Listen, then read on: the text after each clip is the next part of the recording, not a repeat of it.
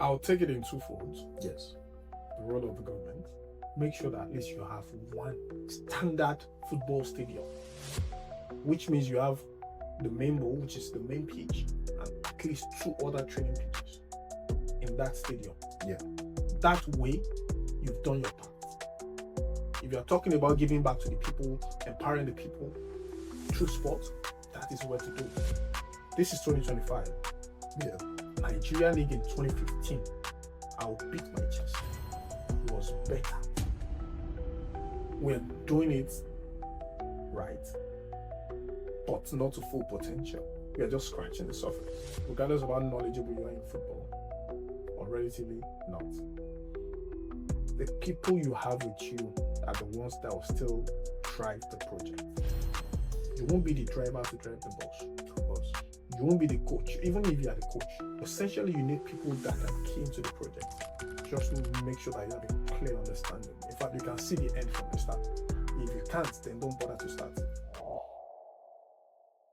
On today's episode of the Ball Business Podcast, we're shooting it right here in Wolverhampton, and I'm with the head of recruitment, Sporting Lagos, and he's here to present one of his players to Wolves, and I had to come in, drag him, and beg for this episode. And today we'll be speaking with Mr. Ayobami Animasahun. It's nice to have you here tonight. It's nice to be here tonight as well. I mean, it used to be the other way around. But it's a privilege of mine. It's a very good feeling to catch up with you as well. Firstly, I'm actually proud of the man you're becoming. Thank you, sir.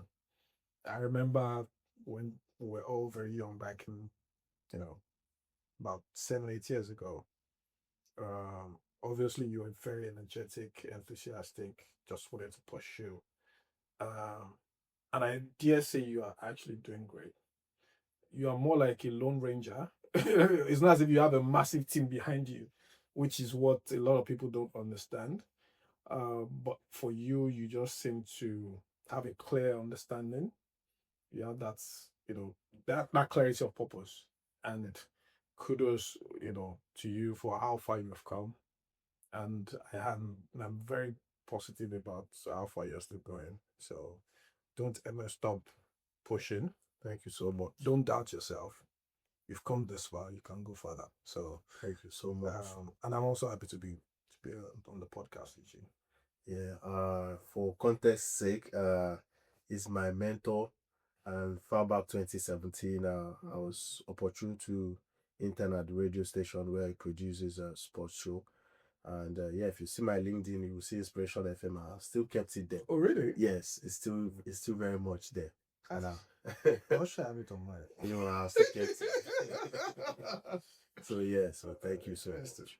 You're welcome. Today, we are going to be discussing a little bit about African football, the reality of African football in terms of the business of the game itself and development of players, because there's a whole lot of misconception. Of course, everybody doing football thinks they are doing it well or they are doing it right, but who else can talk about it other than you, who is in one of the biggest sporting property in the country, Nigeria? And so today we'll be asking some questions to gain some insights as to doing football properly, doing grassroots football properly, doing the business of football properly. So first question is, as I'm going to sit here asking as a parent, as a brother, maybe who has got a sibling, at what age do you think I should enroll my child into an academy? And can a child be trained, or are they born gifted? That's two questions. Yes. In one. But I'll tell you what, I'm not even going to address the questions first. Okay. I'll probably even take it a few seconds back. I have to be honest with you. There's no one size fits all. In as much as in Africa, we have a good list of deficiencies. Most of them Well, I mean, they're not natural. Most of them are artificial. Essentially, we cause them ourselves. And this time I'm not even talking about physically, I'm talking about structurally, in terms of government structure, football structure, administratively rather. Yes. I still think it is difficult for me to say that we're not doing it right.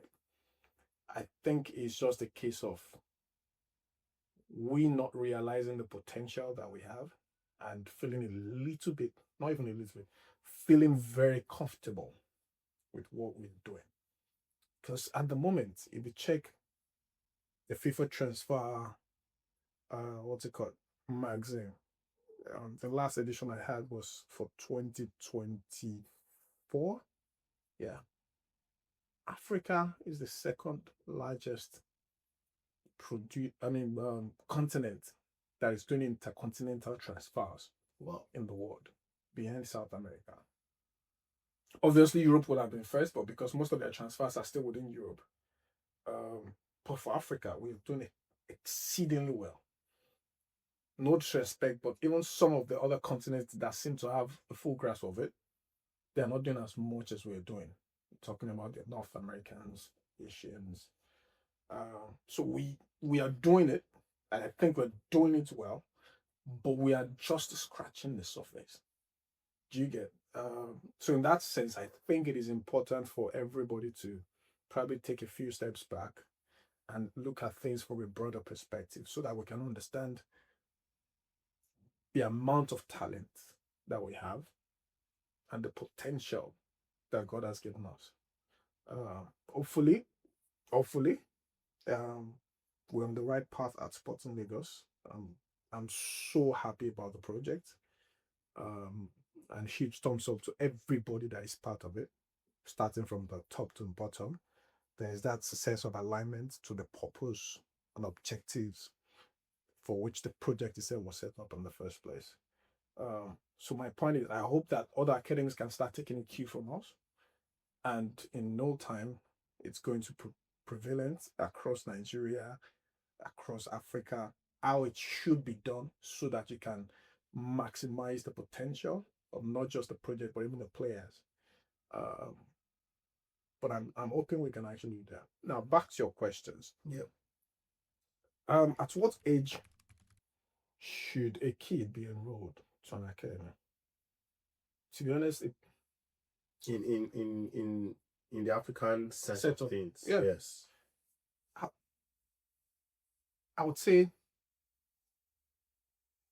say just to be very direct, I would say from the age of 4 Yeah, that's the same age in in the UK. England. Yeah, if you are 4, then And the reality is, in Africa, some people don't even start taking football seriously. Because I believe when you enroll into academy, that's when you start taking football seriously. yes, They don't even start taking football seriously until the age of 15, 16. For some, it's very late. For others, they probably got lucky, such that maybe their talent is so undeniable that yeah, they just need a bit of refinement and then they're good to go. Do you get? But I think from the age of 4, that way, the the the kid as well, be it a boy or girl, obviously knows the left from the right leg, understands this is a football and how to play it. yeah, Because when you're still 2 or 3, you just find them holding it instead of kicking it, and you start wondering, this is football, not basketball. You get? But I believe from the age of 4, there should be that understanding of at least the basic understanding of the game, which is kick it with your feet. Or with your foot rather. So I think from that age of 4, it's better. okay. So that way, you take the kid into an academy setup. Now, the academy setup is also another conversation, and one that I think we should not overlook. In Nigeria, no disrespect, but we have over a good number of we have a good number of academies. I don't want to put out a figure there, Yeah. but you understand what I'm saying. Yes. But I kid you not, not up to 1% are essentially well structured and running an academy the way it should be. Others are just doing it for the sake of, let me set the boys up, play, put them in the program, or find an opportunity. And so essentially, if we're talking about real academy, whereby they admit a 4-year-old and they already have weekly training program, whatnot, and everything is well set up, the 4-year-old is actually on a very good path to become a world beater. By the time he's 15 or 14, he's already having a sense of whether I'm going to go pro or not. And by the time he's going pro, there's that sense of understanding about the potential of the player as well. Because right from age 4, he's been introduced to all the basic, you know, needs and whatnot for a footballer. So I think age 4 is mostly the ideal age. Um, but like I always tell you, there's no one size fits all. Yeah. Yeah. So in your because you've of course in recruitment you see all sorts of players, and do you see them as natural geniuses or they can be taught? I mean, in terms of because I remember sending you some couple of players and you had to send them back. You didn't have to put that, yes. Oh yeah, but the boys are doing well, aren't they? Yes. We still had a chat about one of them. Yeah. Now playing, playing pro. Yes. Exactly. But, So yeah, you did predict the other guy could play pro, and let me be honest with you. I took your advice on that because that's what you told me. Said, you see, this guy can go pro. He could still learn, but this other one, his game is rigid. There's so much he can learn. So that's what I'm saying. Is it the learning, can it be taught or is inborn? That's where I'm going. You mean football? Yes. I think it's a fine blend of both. Okay. I have to be honest. Except you have Lionel Messi. And for me, Lionel Messi was still being taught. Yeah, of course. Right? Because I classify him as probably the most naturally talented footballer I have ever seen. On the line with that. Even though he's not my goat, actually. But and Ronaldo is not my goat either. You're good. I'll tell you at the end of it. Remind me when I will. So I think it's a fine blend of both. The most important thing here is the talent. If there's no talent, there's nothing you want to build on. It's the foundation of whatever it is you're going to teach. As I am, I can't play cricket. Yeah, of course. You understand? Because I don't have the talent. I don't even have an understanding of the game to start with. Do you understand what I'm saying? Yes. So the basic and most important thing here is the talent. However, once you've seen the talent, then a lot of factors will now start being put into consideration. How flexible or how teachable is the player? What is the level of talent? Is it very low? Is it high? What is the work ethic of the player? Is it one that is ready to actually put in the effort and make sure that, regardless of how talented or less he is, he's willing to actually do everything it takes to go pro? So I think it's a fine blend of both without having to, drag too further on it.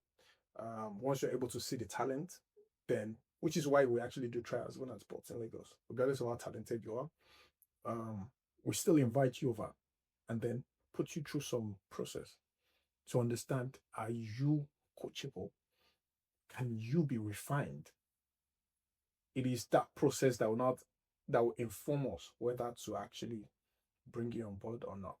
Because we've had to turn back some top talented players. Of course. Yeah. And the magic. I'm saying top talent, not just talent, top talented, because you can see the talent, but you just realize that this one, even if it does a whole year here, his game is still going to be almost the same as it was when he joined us. So that's going to. Are you able to see that? Is it true? Because of course, I was still going to go there. When you see somebody and you're able to still pinpoint that, okay, I don't think this guy can exceed above this certain performance threshold. Do you use, what tools do you put in place? Tools. Yeah, like, is it the machines? Because there's a whole lot of is it sports science going into this? Yeah. To be honest, recruitment requires a lot of things. Yeah. It requires so many things. Usually they break it down into 4 categories: technical, tactical, mental, and physical. But the reality is, even in Nigeria, you need to actually consider Nigerian factor as the 5th one, if you get what I mean. So basically, what we do is I won't go into details. Yes. But it involves spotting a talent and bringing in the talent into Lagos. And you introduce the talent to some level of challenges. You know what? It's as good as you playing a video game. You know, there are different levels different stages. So the first stage is usually very easy. Just free play, do your thing. What you just want to assess there is very clear. And I'm going to tell you. Maybe for other levels, I might not. Yes. The first one is this boy. You probably picked him from Kano, or from Abuja, or from Nnewi, anywhere in Nigeria. You're taking him out there, bringing him to Lagos. How well can he still play in a different environment with almost 10 other strangers playing together for the first time? Can he still at least do the basics and give you a sense of talent that you actually saw when you were asking him to come over to Lagos? Just that free play. Enjoy. And you're seated watching all of them. That's the first stage, which is the easiest.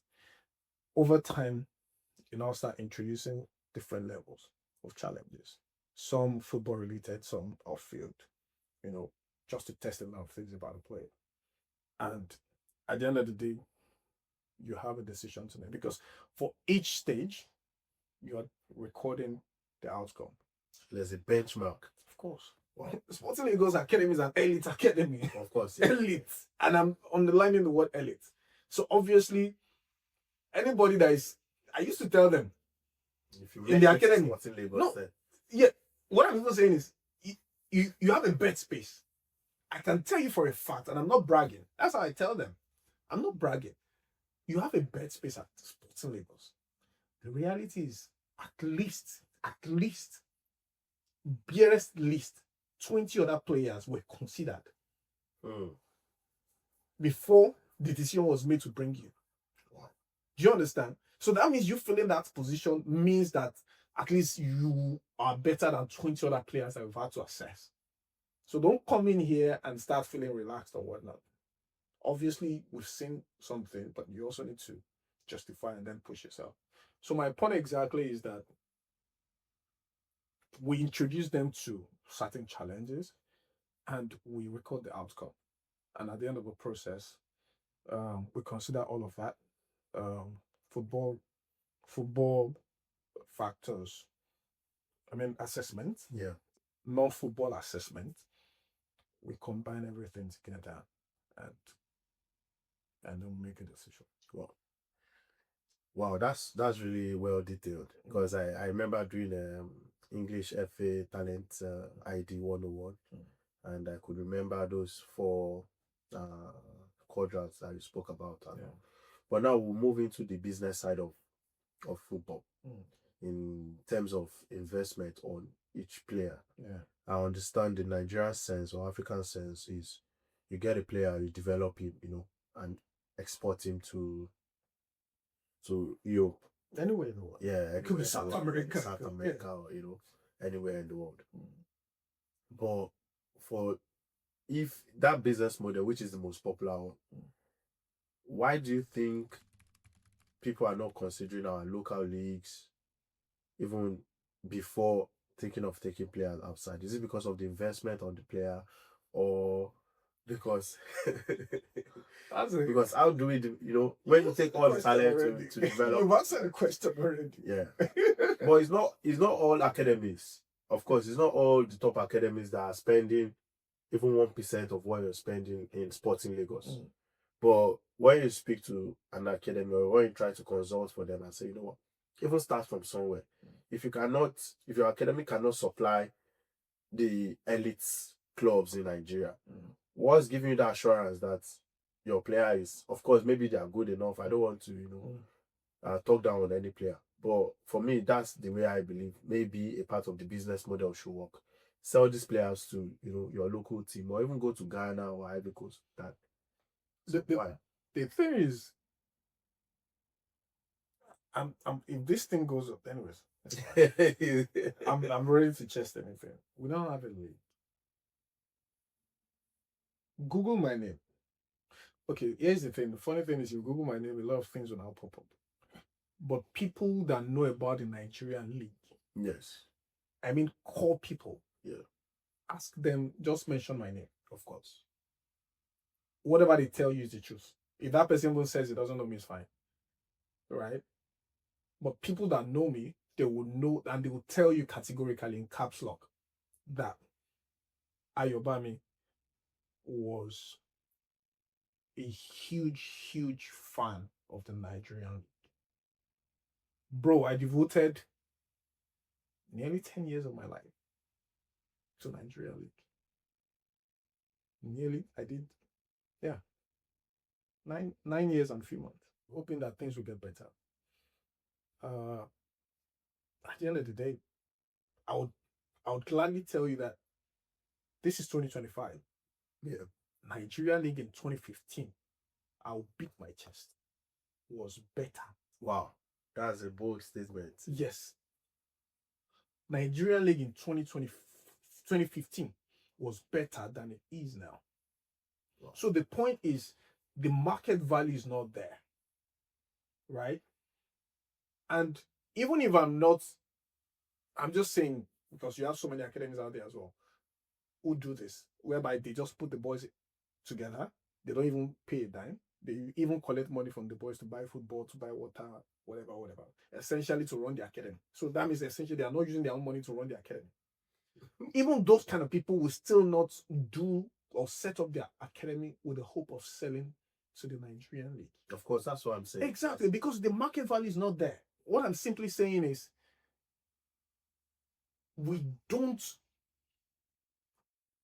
the overall value of the Nigerian league itself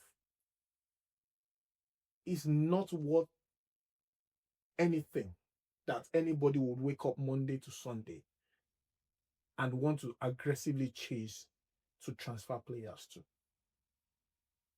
I don't know if you get what I'm saying. Yeah, I understand so what you're saying.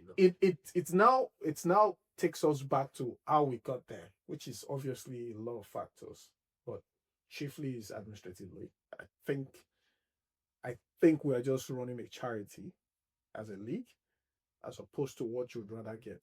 So the business of the game exactly. itself. And I'm so happy that they're about to change the nomenclature. It used to be Nigerian Professional Football League. At that time, people were even saying there was nothing professional about it, and they want to change it now. It's not Nigerian Premier Football League. No, they've changed it now. Yeah.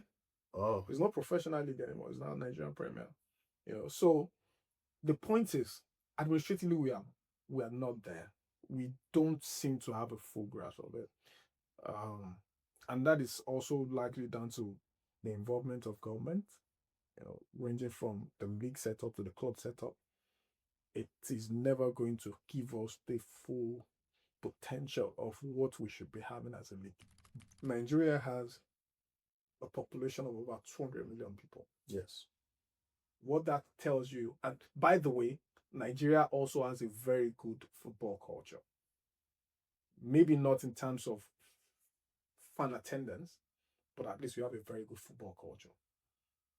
And even in terms of fan attendance, it started, it started declining only in the last 3 or 2 decades. Over the years, it used to be full crowd, at major match venues. Even now, you still have this. The WAFCON against Benin. It was in sold out. Abeokuta. Yes. Yes. So the point is, Nigerians just need to see the value, and then they don't mind paying for it. Davido did a concert in Uyo, bro. People had to scale fence to make it into the stadium. Davido, big name. They saw the value. Do you understand? Yeah.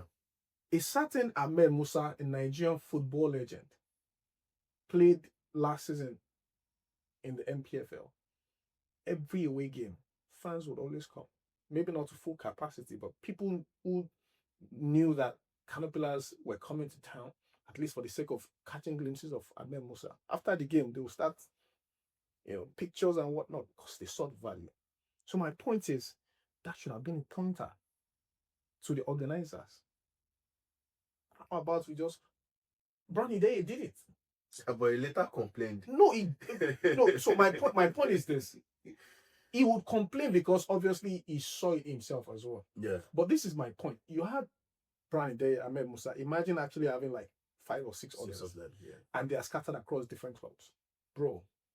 And through that, you are also increasing the fan attendance, but ultimately you're also setting the right structure to attract broadcast rights, commercial deals for league, for clubs. That is where it starts from. Because at the end of the day, when that happens, the revenue for clubs would increase. That is if clubs also see the rights. I mean, they need to increase their revenue because most of them just, operate based on the largesse from the government. But when you prime the clubs to generate their revenue, to be a they will be business. exactly, they'll be more proactive. To be a business, that's correct. So that way, a footballer would know at the end of the month is going home with probably 7 digits in naira, or probably 8 digits. Who says no? Peers in South Africa are earning as much as that. In North Africa, they're earning as much as that. Do you get? Yeah. So when that happens, then an average player who probably is losing hope in terms of traveling out of the country will not mind also doubling down to still play for a club in Nigeria because he knows at the end of the month he's still going to get something substantial. So at least, make a life out of whatever he has as a football career as well. Good. We'll still touch point on the business, but now we'll go into infrastructure. Yeah. Of course, we can't compare the Nigerian palace to what we have in other countries, especially in Europe. Yeah. You've traveled far and wide, Belgium, France, everywhere, name it, England. Now, for training these young kids, of course, Sporting Lagos is an exception. You guys have invested so much into it. But for other academies, in terms of infrastructure, what basic infrastructure do you would you tell them, or would you advise that, you know what, we understand you guys don't have the finances, but for your player development, these are the things that should be the ground norm of your training infrastructure? To be honest, I'll take it in two folds. Yes. Firstly, the role of the government, and then the academy owners.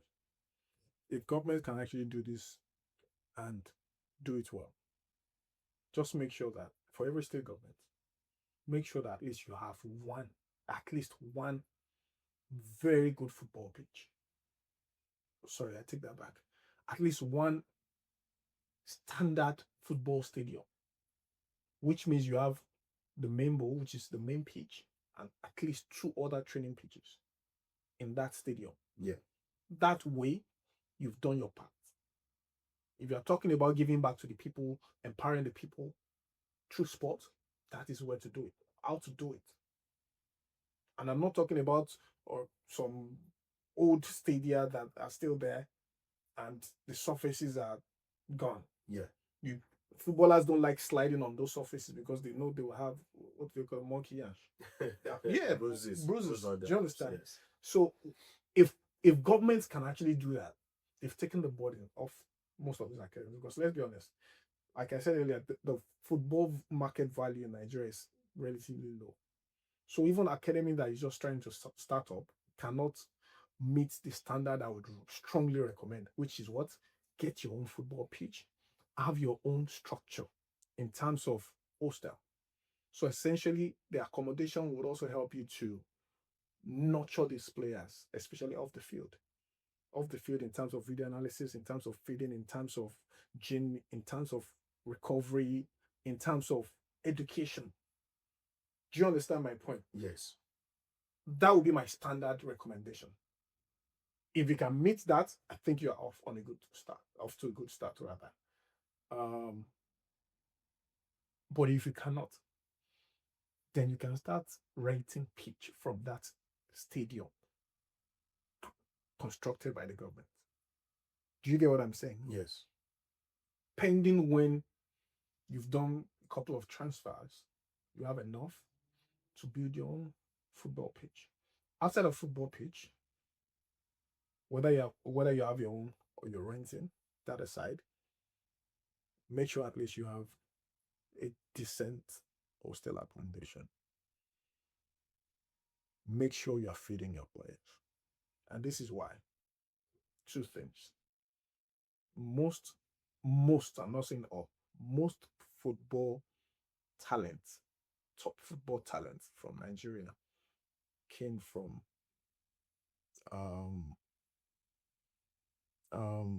challenged background. Exactly. And for people like that, if you can take feeding out of their head, worries, yeah, you've literally solved almost half of their worries. And that way you are giving them the leverage to focus fully on football. The second reason why feeding is even important is also because you can control what they eat. These are athletes. They burn a lot of energy every day. You don't want a world where your player just did like 2 hours training session added to like 30 minutes or 1 hour gym session and is going back home to his mom to go and soak curry and fish. And you expect him to come back the following day still feeling energized. It's not rocket science. Yeah. Exactly. So that way you are literally solving the problem. And then you can start introducing recovery, maybe like a swimming pool, because Nigerian weather is harsh. You don't want the world where your players just did 2 hours of training session or a match under the scorching sun. And obviously they can have a shower in their bedroom and they do that, it's fine. But recovery probably is faster through swimming pool. Or maybe ice bath. Can have that set up as well. You are looking at it from the lens of the elite academy, which it's the standard we should be aiming for. Of course. We essentially we're trying to groom athletes that will come here to the UK and buzz the league. Yeah. And if you're ever going to do that, you must start from from when they were young. Yeah. So if you want to go. There's no half and half. But that's not African football for African people. You understand what I'm saying? I don't. Yes, okay. The African model, yeah, of course, largely challenged, okay, like you've said. Yeah. But with the few resources, yeah, it's not all. Let me look at, let's say, 100 academies in Lagos. If 3 has a pool or 5 has a pool, then that'll be a success. That takes me back to what I said during my introduction. Yes. When I said we're doing it right, but not to full potential. We're just scratching the surface. Those other 95 academies, at least for the conversation of pool alone, I'm not talking about other things. They are just scratching the surface. Yeah. No, don't let me say pool. Recovery. Yeah. Recovery session. Because that so they can't just get with ice bar. Exactly. Those things. Exactly. We're just those ones. They are just scratching the surface. When you do all these things, I'm talking about, and like I said, it's also because football itself is a journey, right? It's not except maybe you're Sporting Lagos or Beyond Limit or some other top academies, or maybe you actually have an investor that is ready to pump in a huge amount of money, and then you can start everywhere to go there, yeah, in terms of investment, yeah. Otherwise, you want to start small, but at least have a sense of direction, and probably set landmarks for yourself. After 6 months, we must have our eyes part set up. Whether you're going to actually start saving up for it or hoping that at least within 6 months you transfer a player and at least you get a percentage of your earnings from that transfer. Just make sure that you have that clear roadmap so that you know what you're trying to achieve. Because what I've realized is some people, they just want their player to leave Nigeria to Europe, regardless of where it's going, regardless of the financial implication or financial revenue. Because that is where they're actually going to get their ROI and possibly reinvest to increase the scale of their setup or their project. And only when they have been able to do that can they further consistently transfer players. And that is where you just find out that an academy transferred one player today, and they probably will not transfer a player again for the next 3-5 years. I was going to say that because you know the business model, like I said, in Nigeria, for example, even in Africa, they want to take the players, but they don't want to pay the fees, at least at the very first stage. So, and some of them you get sell-on fee, get a percentage on sales, and it's not all the players that become successful. After 2 years, 3 years, they are not able to sell this player. Then the academy is not getting paid. That's because what you're selling them, you're also not sure of it. Okay, it's true. And what analogy can I use? It's as good as you having a phone. You want to sell the phone, second-hand phone. Before you decided to sell the phone was probably doing half and half. You are not too sure. Even deep within you, even be happy to let it go. Even if the person is not telling you, don't worry, I'll take the phone home. If I'm able to use the phone well, then I'll pay you. That's the way it works in terms of football transfer. But when you know you have iPhone 17, bro, nobody's going to offer you that and then you sell it. And how do you eventually have an iPhone 17 when you've already put in the work? Do you get what I'm saying? Yeah. So the reality is, people will offer you that kind of a thing because that's what you deserve. Not deserve. That is what your product is. That is the reality of your maybe but I don't want to use the word deserve because it's a bit it's a bit harsh. Yeah. Do you understand? But that is the reality of the product you want to sell. Do you understand? Yeah. So at the end of the day, at Sporting Lagos, don't let me talk. But the reality is, we know the value. Yeah. And the people that are coming as well, they also know the value, right? The and at the end of the day, beyond reputation, but beyond reputation, because there's reputation and there's value. If you get my point. Yes. You can have the reputation, but people will now open up and then try to search and see. They can't find the value there. But they see the value. And that's the point. That's the most important thing. So you need to put in your work. When you are training your player, what kind of coaching methodology are you exposing them to? What kind of games are you exposing them to help them gain some experience? How well are you treating them? What information are you giving them? Who are the caliber of teams outside Nigeria that you are approaching to come and check out your players? Do you understand? Yeah. Because obviously you can tell by the mentioning of a football club in Europe, this team most likely will not afford my player. So let's not. Do you understand? But also when you hear some certain clubs, you'll be like, okay, a top club, bring them on board. Because you also have full clarity of the product, the value of the product that you want to offer them. Do you get? Yeah. So because sometimes you just hear nuns. They want to sign a player from Kano. And you are trying to actually connect the dots. How did they? Do you understand? Yeah. But because, regardless of the location, the academy has actually done the work. They have put in the work. So it is easy, regardless of where you are, for them to also find you.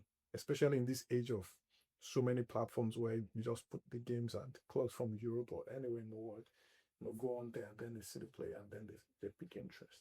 So I think it's a reflection of value thing. If the value of the player itself is essentially a player attracts what its value in your word deserves, right? Yeah. So it's not rocket science. So you did touch point on a few more questions. I will call it a day because it's very interesting and I'm learning as well. Talking about investment, especially in developing an academy or owning an academy, in the Nigerian sense of things. Because trust me, not one, not two persons have approached me to say, okay, how can I start this business? How much do I need? And these guys are ready to, put that money on ground. And I'm always going back to that and say, okay, that's not my aspect of the game. I'm a sports lawyer, I'm a football agent. I can't really advise you. But what is the least amount of investment? Yeah, what's the least amount of investment in the Nigerian sense you think can start That's a tough one. a proper academy? That's a tough one. It must not be probably in Lagos or bad because of course the real estate alone can finish your money. It's a tough one. It's a tough one because whatever figure I give you is not what everybody should try to work with. What's the benchmark figure? That's the point.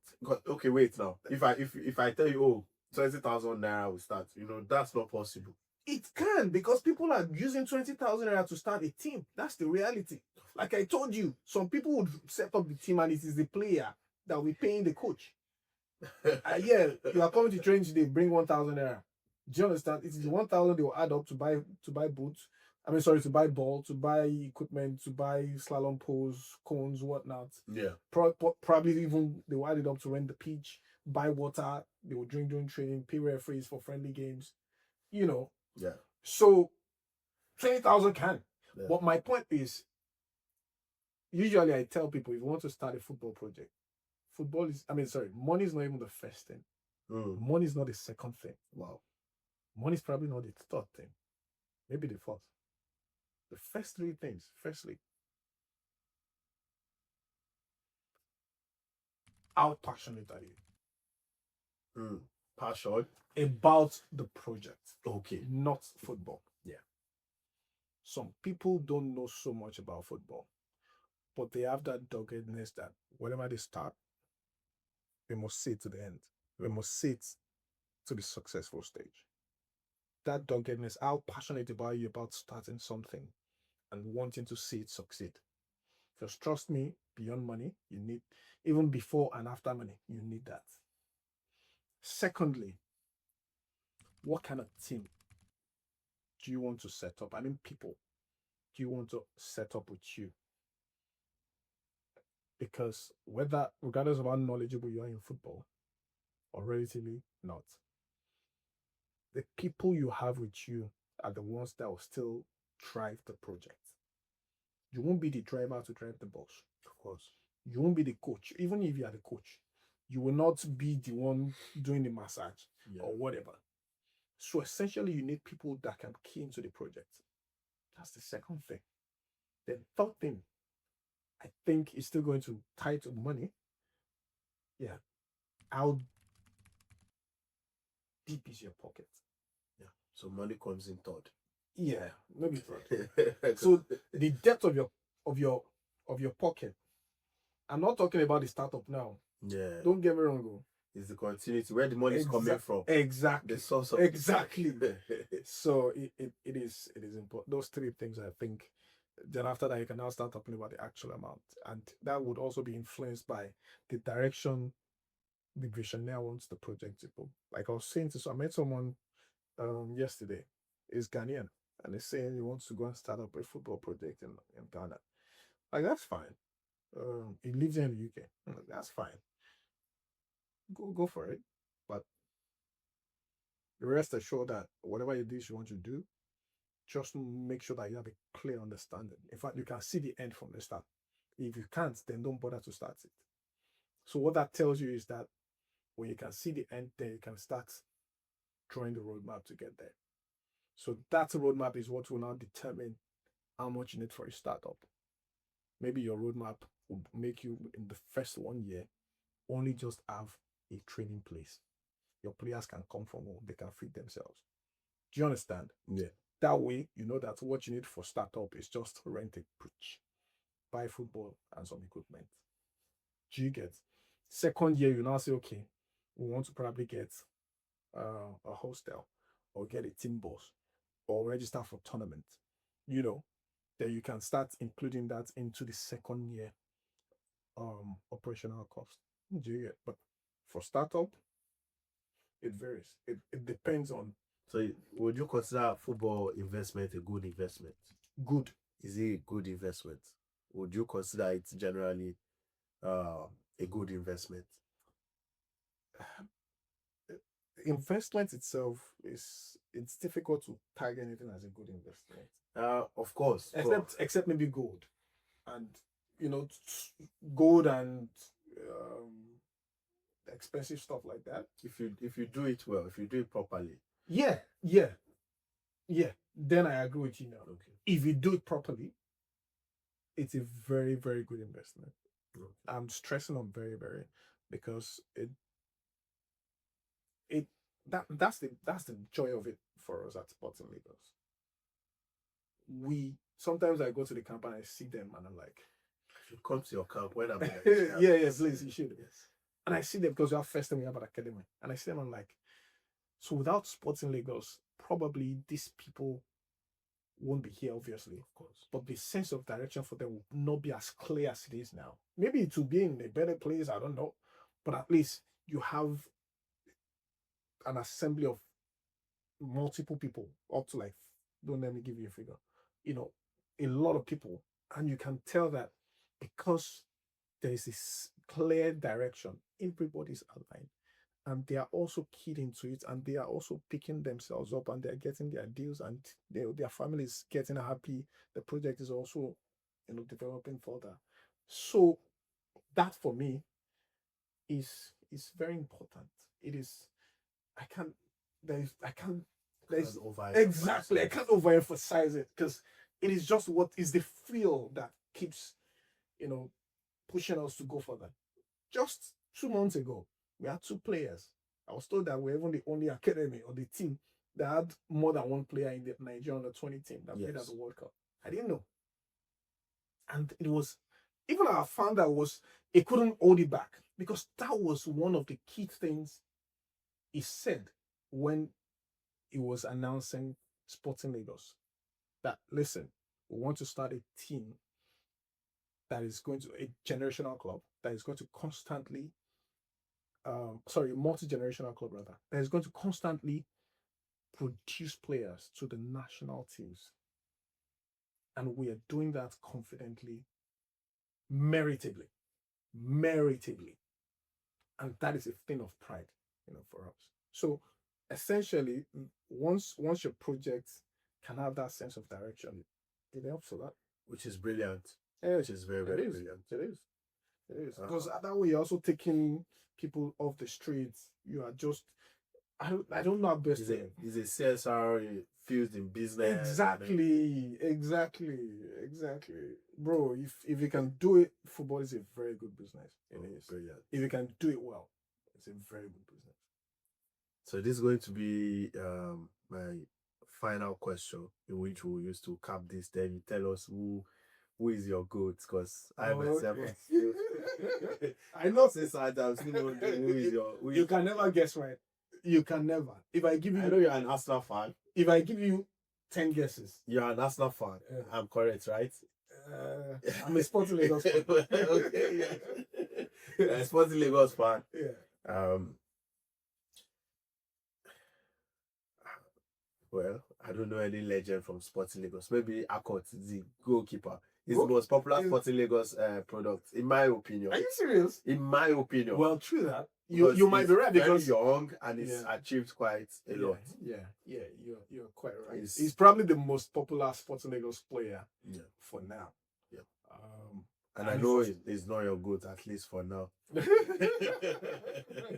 And he's also very level-headed, very gentle, cool boy. I mean, I can say the same for almost all the players in the project.